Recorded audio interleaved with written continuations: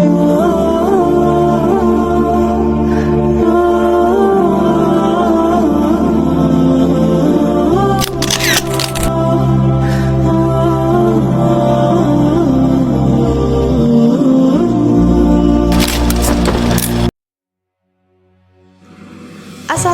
warahmatullahi wabarakatuh. Halo teman-teman semuanya.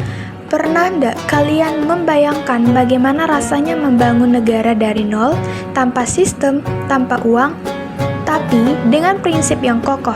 Nah, itulah yang terjadi pada masa Khulafaur Rasyidin. Setelah Rasulullah Shallallahu Alaihi Wasallam wafat, dunia Islam berada di ujung tanduk. Namun, berkat kepemimpinan para khalifah, peradaban justru mekar dengan pesat. Mari kita simak video ini bersama-sama. Peradaban Islam merupakan salah satu peradaban terbesar dalam sejarah umat manusia.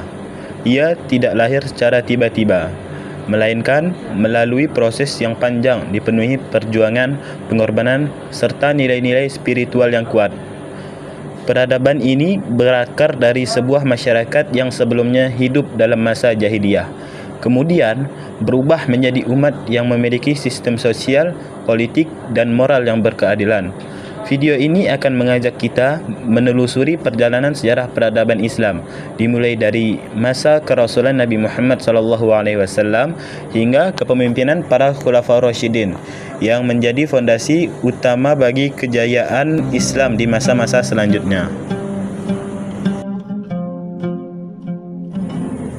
Berikutnya, periode Mekah, yaitu pondasi akidah.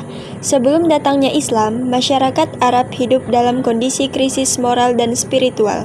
Penyembahan berhala, ketidakadilan sosial, serta fanatisme kesukuan menjadi ciri utama kehidupan saat itu.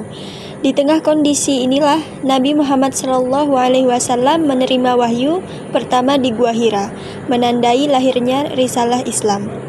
Periode Mekah merupakan fase awal yang sangat penting. Dakwah Islam pada masa ini difokuskan pada penanaman nilai tauhid, pembentukan akhlak, dan penguatan keimanan.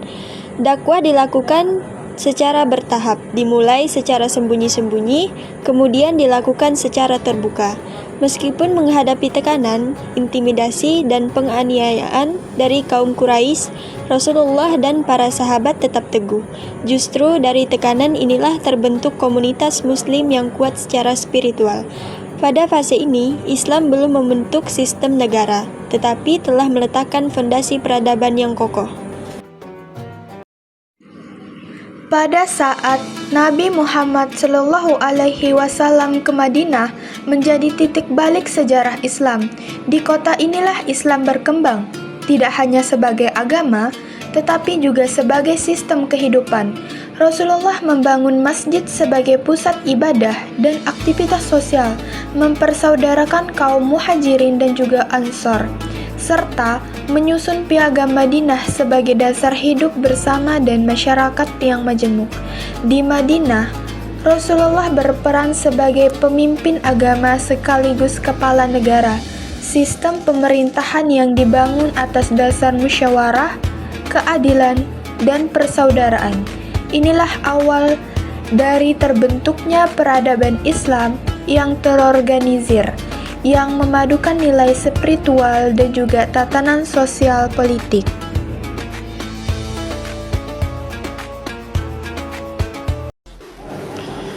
Selanjutnya, zaman Khulafaur Rasyidin. Setelah wafatnya Rasulullah, kepemimpinan umat Islam dilanjutkan oleh para Khulafaur Rasyidin, dimulai dari Abu Bakar As-Siddiq. Masa kepemimpinan beliau menjadi periode transisi yang penuh tantangan. Munculnya gerakan murtad dan penolakan membayar zakat mengancam keutuhan umat.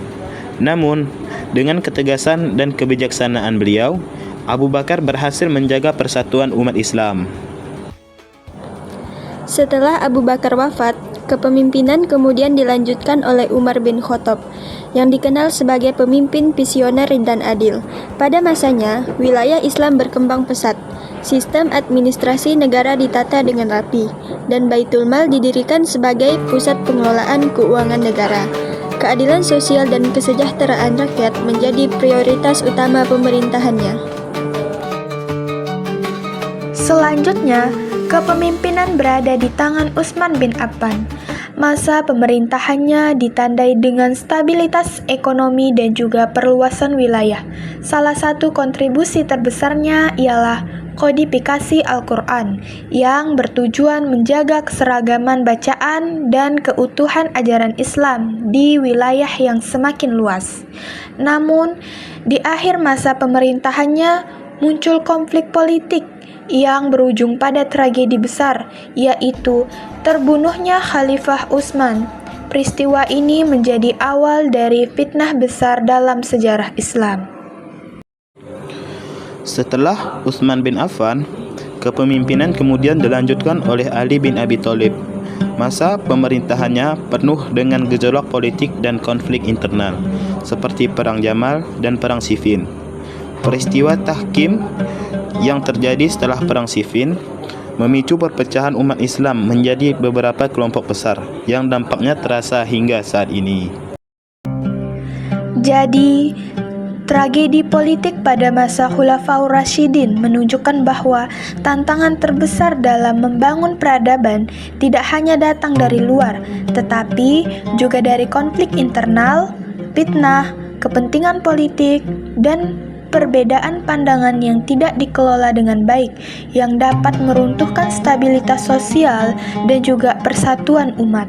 Peristiwa-peristiwa ini menjadi pelajaran penting bahwa kemajuan peradaban harus selalu diiringi dengan kebijaksanaan, keadilan, dan kemampuan mengelola perbedaan. Jadi, dari penjelasan yang telah kami sampaikan tadi, bisa disimpulkan bahwa sejarah peradaban Islam pada masa Rasulullah dan Khulafaur Rasyidin merupakan pondasi utama bagi perkembangan Islam di masa-masa selanjutnya. Dimulai dari fase penanaman akidah di Mekah, dilanjutkan dengan pembentukan masyarakat di Madinah, hingga pengelolaan negara pada masa Khulafaur Rasyidin. Islam menunjukkan kemampuannya sebagai agama sekaligus peradaban. Jadi, pelajaran dari sejarah ini sangat relevan hingga hari ini, bahwa kekuasaan umat terletak pada persatuan, keadilan, dan kepemimpinan yang berorientasi pada kemaslahatan bersama. Semoga sejarah ini menjadi inspirasi bagi kita untuk membangun masyarakat yang beradab, adil, dan juga bermartabat.